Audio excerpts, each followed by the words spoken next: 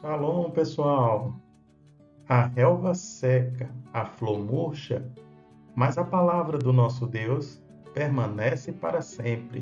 Exatamente, essa escrita aqui com consoantes hebraicas e vogais é a escrita chamada massorética, que os massoretas, os copistas, eles passaram a desenvolver esse sistema de consoantes e vogais, a escrita massorética, a partir do sexto ou sétimo século depois de Cristo, e aí se manteve então as cópias das escrituras até chegar aos nossos tempos, claro que com as traduções, conforme nós lemos aqui em língua portuguesa. A palavra de Deus ela precisa ser traduzida para outras línguas para chegar a todas as nações, assim como Jesus Cristo quer, assim como Jeová Deus, o Pai, também quer. Não é verdade? Ele é confiável ou não.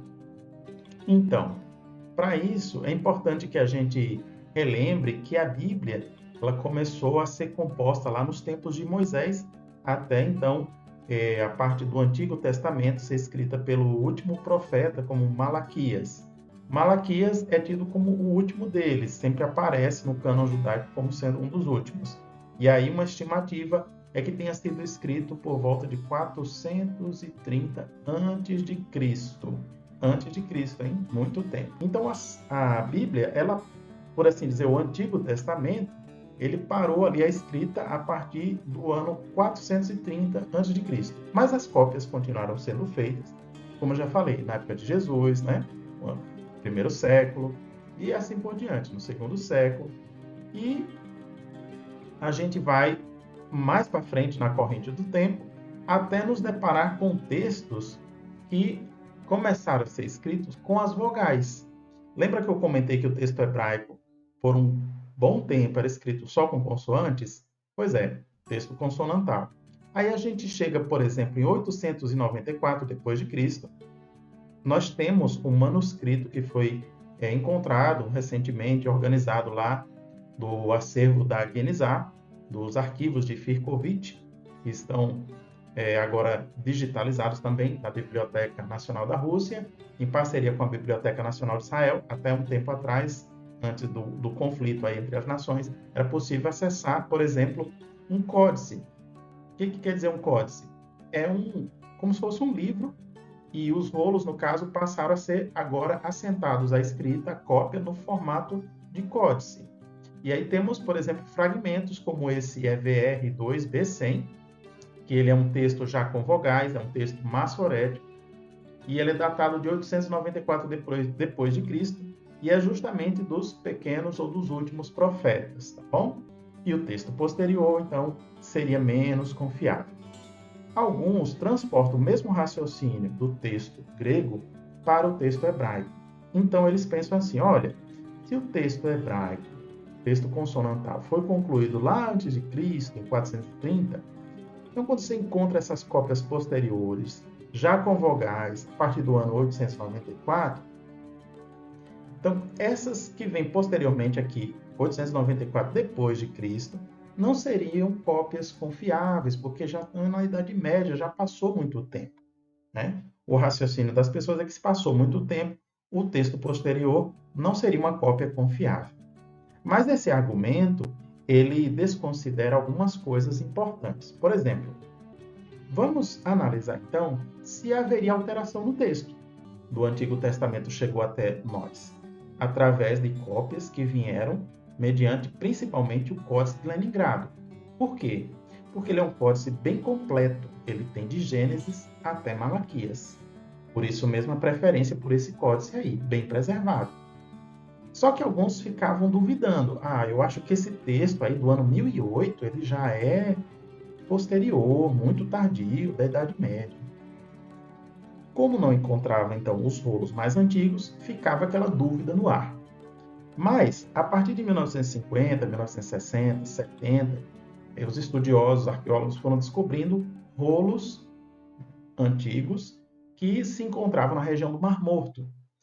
E mais recentemente, esses rolos também foram digitalizados e estão acessíveis online. A gente consegue perceber, vocês estão vendo aí, é possível perceber que o trecho dos Salmos aqui, que eu falei para vocês, e tem o nome divino também escrito aqui no meio. Essa escrita toda consonantal, a gente pode comparar agora com esse texto do Códice de Leningrado, para ver se houve algumas mudanças. A gente vai encontrar a transcrição aqui dos Salmos. Ó. Você percebe que está sendo transcrito aqui os Salmos, você vê em Salmo 119, né, e outros trechos. Então, eles vão colocando aqui o que encontrando nos rolos, fazendo devidamente a transcrição para o hebraico mais moderno, quadrático. E é claro que eu separei essa comparação para vocês aqui, né? Exigiu um tempo, mas é possível a gente dar uma olhada para fazer essa comparação. É interessante que esse manuscrito que eu estou mostrando, o trecho dos Salmos, 124, 125, 126, ele é datado aí entre o primeiro século depois de Cristo, cerca do ano 1 até mais ou menos o ano 68. E aí a gente vê aqui a transcrição que foi feita. Agora, vamos comparar, então, com a Bíblia Hebraica Stuttgartense, que é a mesma que traz o texto do Antigo Testamento, o Códice de Leningrado. Tudo bem? Então, acima, a gente tem a transcrição lá do rolo do Mar Morto. E abaixo, nós temos também a Bíblia Hebraica, agora já com consoantes e vogais, a Bíblia mais moderna. Percebemos que o texto ele é praticamente o mesmo. Inclusive, o nome divino ele está também preservado nesses dois textos. Tá?